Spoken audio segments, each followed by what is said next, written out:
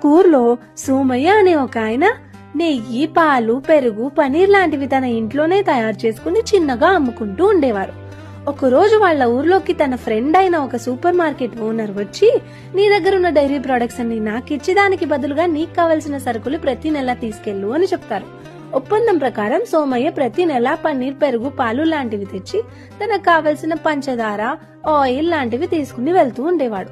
ఒక రోజు super market owner కి సోమయ్య మీద డౌట్ వస్తుంది.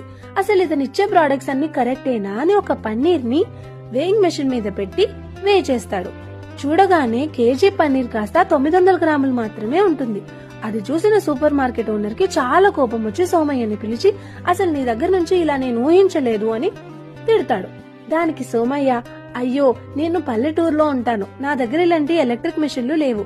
నేను తక్కెడలో ఒకవైపు మీరిచ్చిన పంచదార పెట్టి ఇంకొక వైపు నా పన్నీర్, పెరుగు పెట్టి వే చేసి అలాగే కొలిచి మీకు ఇస్తున్నాను అని చెప్తాడు. దానికి అతను చాలా బాధపడతాడు. మన లైఫ్ లో కూడా అంతే, మనం చేసిన తప్పు ఎప్పటికైనా మనకి తిరిగి కొడుతుంది. ఇక్కడ సూపర్ మార్కెట్ ఓనర్ ప్రతిదీ 900 గ్రామ్స్ లో అమ్ముతుంటే ఆయనకి కూడా అన్ని 900 గ్రాముల్లోనే వస్తున్నాయి.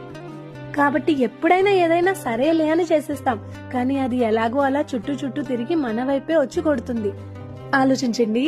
కథ మీకు నచ్చితే ఫాలో చేయండి. జాగ్రత్త.